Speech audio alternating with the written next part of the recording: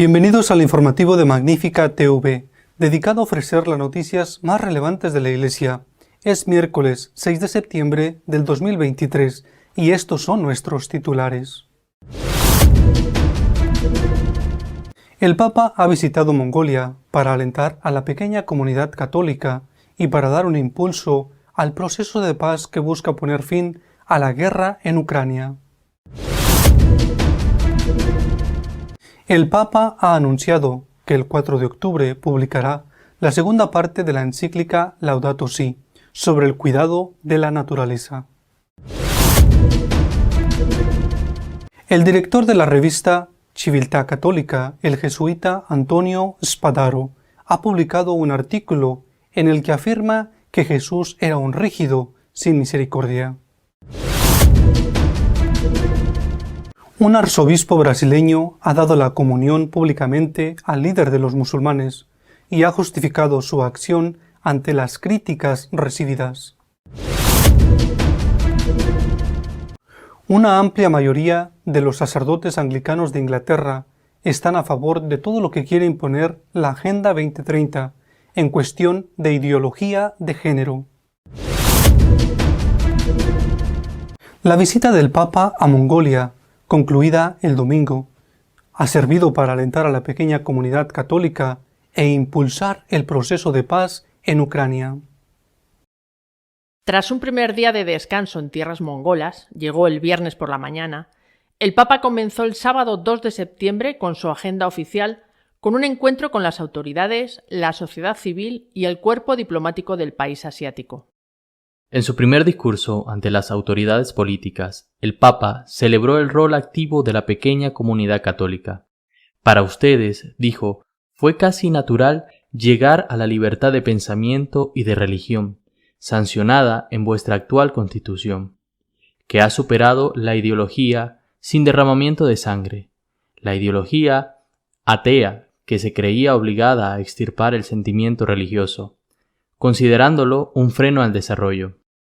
El sábado se reunió con obispos, sacerdotes, misioneros, consagrados y agentes pastorales de Mongolia. La Catedral de San Pedro y San Pablo de Ulan Bator acogió una nutrida representación de los apenas 1.500 bautizados que tiene el país asiático. El encuentro estuvo presidido por una talla de la Inmaculada, rescatada de un vertedero, hace 10 años, por una mujer con la que el Papa se encontró al comienzo. El manto de la Virgen fue elaborado con pequeños trozos de tela, enviados por todos los católicos mongoles. El Papa apuntó a la verdadera fuente de los creyentes. Cristiano es aquel que sabe adorar. No se olviden de la adoración. La vida cristiana nace de la contemplación de este rostro. Es una cuestión de amor, de encuentro cotidiano con el Señor en la palabra y en el pan de vida, en el rostro de los demás, en los necesitados, donde Cristo está presente, expresó. En estos 31 años de presencia en Mongolia, ustedes, queridos sacerdotes, consagrados, consagradas y agentes pastorales, han dado vida a una múltiple variedad de iniciativas caritativas que absorben la mayor parte de sus energías y reflejan el rostro misericordioso de Cristo, buen samaritano, agradeció el Papa.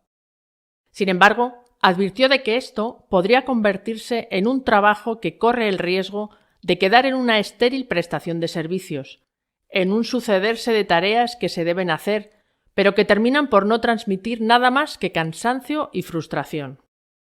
El domingo se reunió con los líderes religiosos del país, de mayoría budista. Para Francisco, el hecho de estar juntos en el mismo lugar ya es un mensaje. Las tradiciones religiosas comportan un formidable potencial de bien al servicio de la sociedad.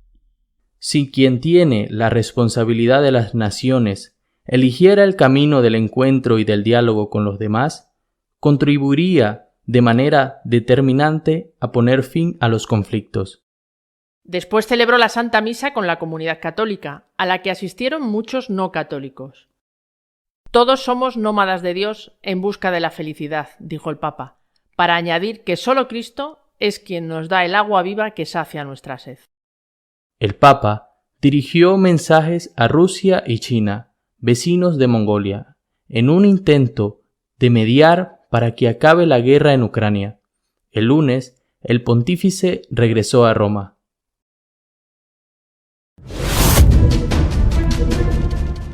La encíclica Laudato Si, sobre el cuidado de la naturaleza, tendrá una segunda parte que será publicada el próximo 4 de octubre. En la audiencia general del 30 de agosto, el Papa recordó la Jornada Mundial de Oración por el Cuidado de la Creación, que se celebró el 1 de septiembre, inaugurando el tiempo de la creación que durará hasta el 4 de octubre, fiesta de San Francisco de Asís. Precisamente esa es la fecha en la que Francisco ha anunciado la publicación de una segunda Laudato Si. El pontífice ya anticipó que estaba escribiendo esta segunda parte de su encíclica sobre el cuidado de la casa común, para actualizar los problemas actuales. Lo expresó durante la audiencia concedida a un grupo de juristas europeos el 21 de agosto. Se trata de una carta que pretende hacer frente a las recientes crisis climáticas. El Papa invitó a unirse a nuestros hermanos y hermanas cristianos en el compromiso de custodiar la creación como don sagrado del Creador, y reivindicó la necesidad de estar junto a las víctimas de la injusticia medioambiental y climática, esforzándonos por poner fin a la guerra sin sentido contra nuestra casa común, que es una terrible guerra mundial. El jesuita Antonio Spadaro, director de la revista La Civiltà Cattolica, ha publicado un artículo en el que, entre otras cosas, dice que Jesús era un rígido y sin misericordia. En un artículo publicado en Il Fatto Quotidiano, el jesuita Antonio Spadaro, muy próximo al Papa Francisco, comenta el episodio de Jesús con la mujer cananea que pedía al Señor que curara a su hija, atormentada por el diablo. Según narra el Evangelio de San Mateo, Jesús aparentemente trata a la mujer cananea con dureza, y solo después de mucha insistencia realiza el milagro. Para el padre Spadaro, Jesús sería insensible y responde burlona e irrespetuosamente a aquella pobre mujer. El jesuita afirma en su artículo que Jesús, en su primera respuesta, tiene una caída de tono, de estilo, de humanidad. Afirma que la misericordia no es para él y que su dureza es irrompible, añadiendo que Jesús está cegado por el nacionalismo y el rigorismo teológico. Spadaro termina diciendo que la respuesta de la cananea convierte a Jesús, le cura y le hace ser libre de la rigidez de los elementos teológicos, políticos y culturales dominantes de su tiempo. El arzobispo de Londrina, en Brasil, ha dado la comunión al líder de los musulmanes en el país, y no solo no se ha arrepentido, sino que ha justificado su acción. El arzobispo de Londrina, Brasil, Monseñor Steinmetz, entregó la comunión al jeque Ahmad Saleh Mahari, musulmán, durante el funeral por el alma del cardenal Majella Agnello. Además, en las imágenes no se ve que el jeque consumiera la hostia. El prelado ha justificado semejante acto, penado por el derecho canónico, con un comunicado ante las protestas recibidas. Tras glosar la figura del cardenal fallecido, el arzobispo Steinmetz pasa a relatar lo ocurrido. El jeque Mahari conocía a don Geraldo Majella desde la década de 1980 y asistió al funeral del cardenal Angelo como amigo. El jeque es muy conocido en diversos ámbitos de la sociedad y mantiene una relación respetuosa con la Iglesia Católica. Como amigo, participó en la misa y entrando en la fila de la comunión, recibió el cuerpo de Cristo. Las imágenes de la retransmisión de la Santa Misa muestran a Mahari recibiendo la Eucaristía de mis manos, pero no le muestran consumiéndola. Ante la repercusión de estas imágenes, pedí al vicario general de la Archidiócesis de Londrina que hablara con él para aclarar la situación. Mahari lamentó lo ocurrido, pues su deseo no era faltar el respeto a la Iglesia Católica. Contó al vicario general que recibió a Jesús, fue a su banco, se sentó y consumió la Eucaristía. Según él, Monseñor Albano le había explicado hace muchos años que la Eucaristía es el cuerpo de Jesús, considerado profeta por el Islam. El Código de Derecho Canónico no solo recuerda quién puede comulgar, Canon 912. Todo bautizado, a quien el derecho no se lo prohíba, puede y debe ser admitido a la Sagrada Comunión. Además, decreta la pena de suspensión contra quien administra un sacramento a quien no puede recibirlo. Canon 1379. Quien administra deliberadamente un sacramento a quienes tienen prohibido recibirlo debe ser castigado con suspensión, a la que pueden añadirse otras penas. La mayoría de los sacerdotes anglicanos de Inglaterra están a favor de la ideología de género y de todo lo que exige la Agenda 2030. La mayoría de los clérigos anglicanos de Inglaterra están a favor de ignorar por completo la doctrina bíblica sobre moral sexual. Este es el resultado de una encuesta a gran escala realizada por el periódico londinense Times, cuyos resultados se publicaron esta semana. La última vez que se realizó una encuesta similar fue en 2014. La encuesta actual muestra un importante cambio de opinión entre el clero inglés respecto a la moral sexual y los derechos de la mujer en los últimos 10 años. El 64,5% de los encuestados se opuso a la enseñanza de la comunión anglicana de que los actos homosexuales son incompatibles con las Escrituras. El 29,7% estaba en contra de cambiar la enseñanza. Las cifras sobre la valoración de las relaciones prematrimoniales son similares. El 63% quiere reformar este punto. El 21% quiere la abolición total de la prohibición. El 41% quiere la abolición para las personas que mantienen relaciones comprometidas. Un 34% está a favor de mantener la prohibición. El 59% dijo que se ofrecería bendiciones a las parejas del mismo sexo. El 32,3% se opuso. En cuanto a los matrimonios entre personas del mismo sexo celebrados por la Iglesia, el 53,4% de los encuestados se mostró a favor frente al 36,5% en contra. Al 63,3% de los encuestados le gustaría que la Iglesia anglicana permitiera a sus sacerdotes casarse con parejas civiles del mismo sexo. El 28,7% se opone. En la última encuesta de 2014, el 51% del clero seguía estando en contra de los matrimonios eclesiásticos de parejas del mismo sexo.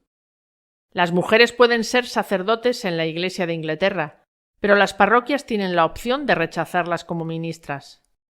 El 62,9% de los encuestados está a favor de suprimir esta opción, mientras que el 33,5% desea mantenerla de forma permanente. El 4,8% de las parroquias anglicanas ha declarado que no aceptan mujeres en puestos de liderazgo eclesiástico. Esto se aplica tanto a las mujeres párrocos como a las mujeres obispos. De los clérigos encuestados, el 80,2% dijo que apoyaría el nombramiento de una mujer como arzobispo de Canterbury y por tanto como cabeza honoraria de la comunión anglicana, mientras que el 13,4% dijo que no lo haría. Nuestro editorial de esta semana está dedicado a comentar los ataques a Jesucristo por parte de los que quieren una iglesia sometida al mundo. En el siglo XIX y también al principio del siglo XX, una de las corrientes teológicas de más éxito y de más influencia fue la llamada teología liberal.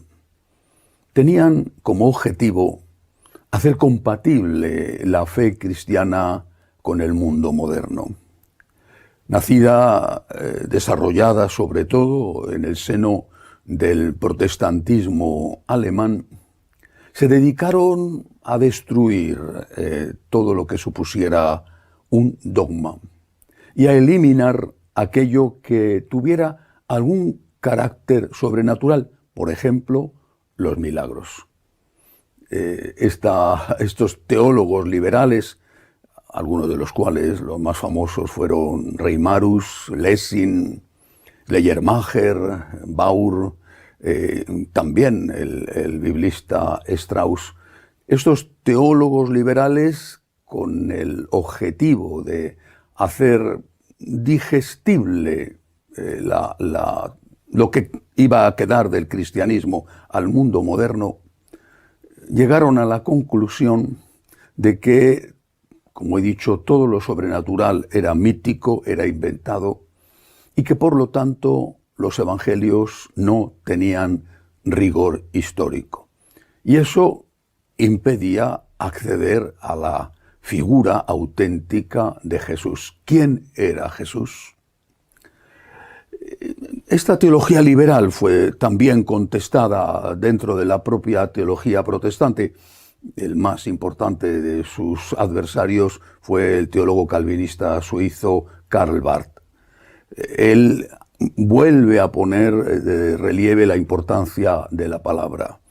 Pero estos teólogos liberales encontraron justamente en uno de sus críticos, Rudolf Bultmann, un gran aliado. Porque desde otra perspectiva, Bultmann llega a la misma conclusión. Los evangelios no son fiables, los evangelios son mitológicos, no son relatos históricos y además no nos importa. Los evangelios no nos permiten acercarnos a quién fue el verdadero Jesús histórico y además no nos importa. No es importante el Jesús histórico, que según él no pasó de ser un rabino moralizante judío y que fue posteriormente deificado por San Pablo, que es el verdadero fundador del cristianismo. Lo que importa para Bultmann no es el Jesús histórico, sino lo que él llama el Cristo del querigma, el Cristo de la fe. Lo que importa es el mensaje, pero no relacionado ya con la figura de Jesús, que nos es prácticamente desconocida y que además no nos interesa. El objetivo, vuelvo a repetir, de estos era hacer compatible el cristianismo, lo que quedaba del cristianismo, con el mundo moderno. Se encontraban en su camino para lograr este objetivo, se encontraban con la existencia de los evangelios y se encontraban también, naturalmente, con la existencia del propio Cristo.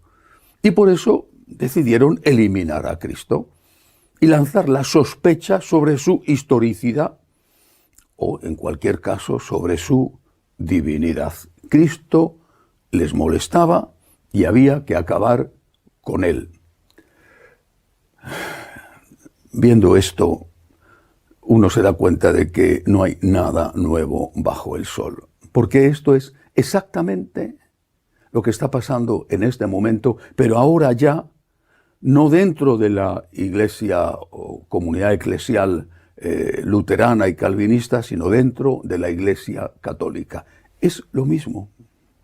Y es lo mismo porque también ahora, dentro de la iglesia católica, se está intentando hacer el mensaje de Jesús capaz de ser aceptado por el mundo, eliminando todo aquello que molesta al mundo contemporáneo, el pensamiento de los hombres de hoy, que naturalmente no es igual que el de los hombres de ayer, ni es igual que el que tendrán los hombres del mañana.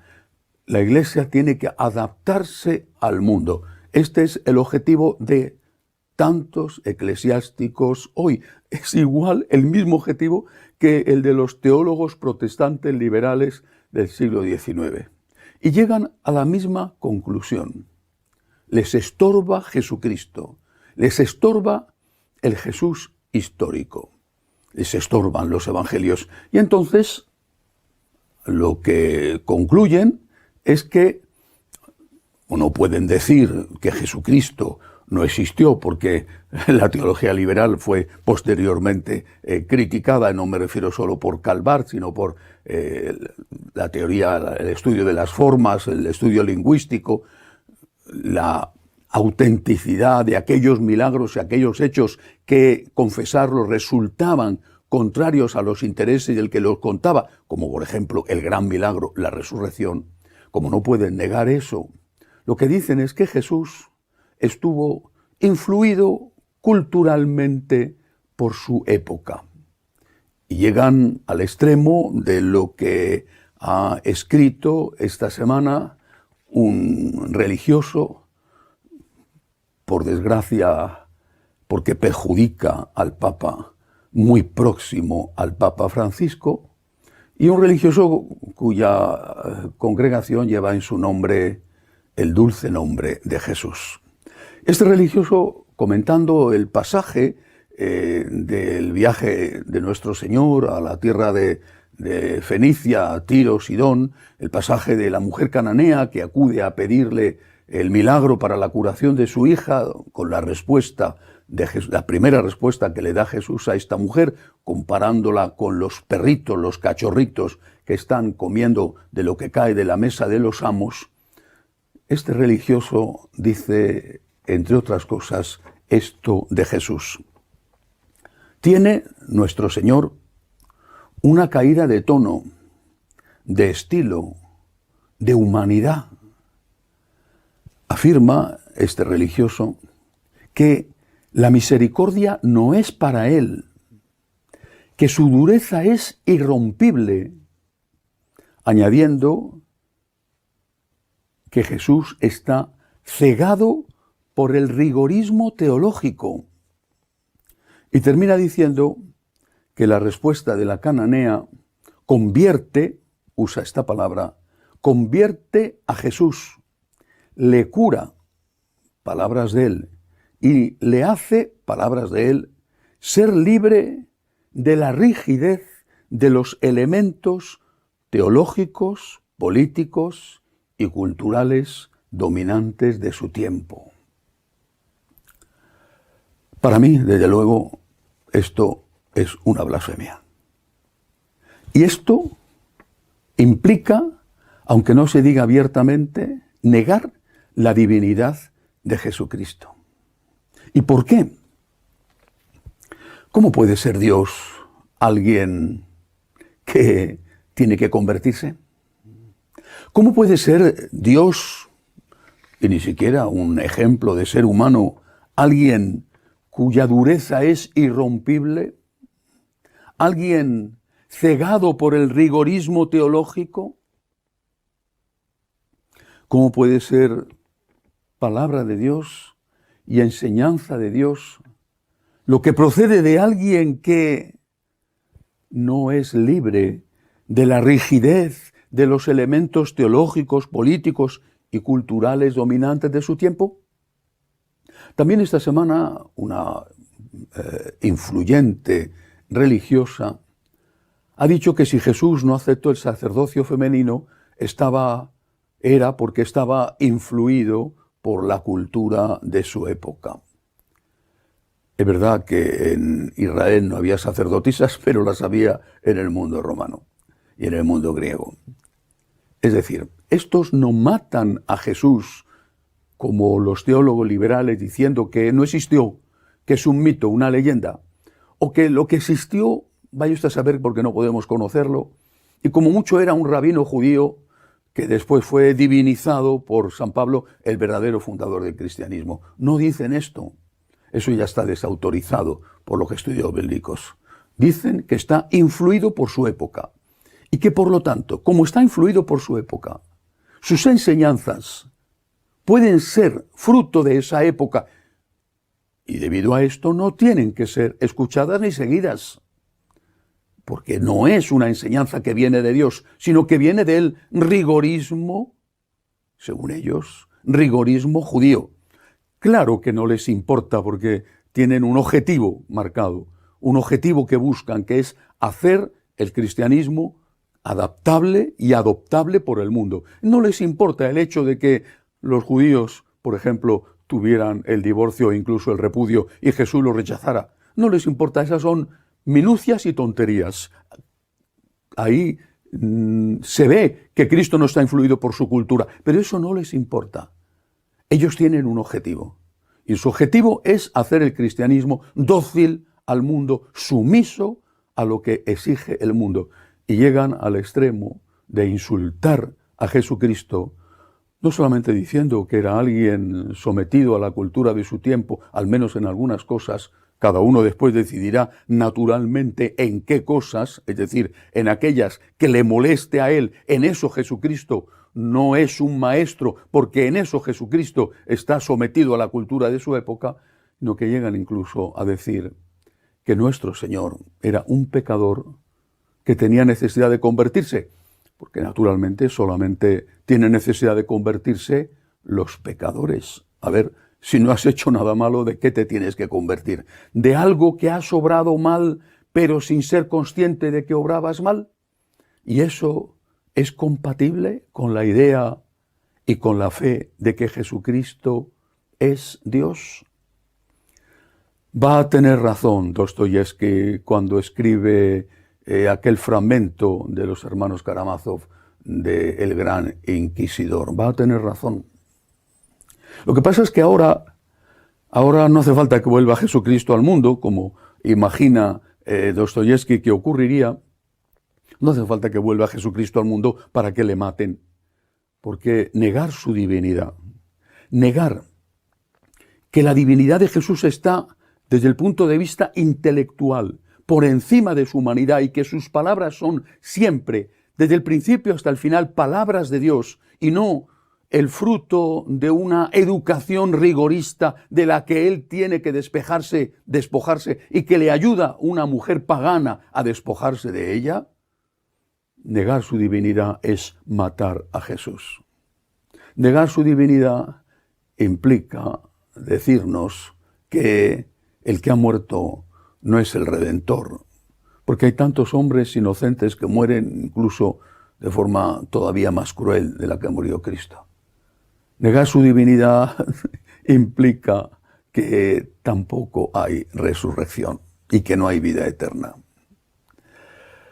Bueno, pues delante de estas blasfemias, delante de estas desautorizaciones de Cristo, me parece que solo nos queda decir lo que decían los mártires cuando eran llevados ante el pelotón de fusilamiento.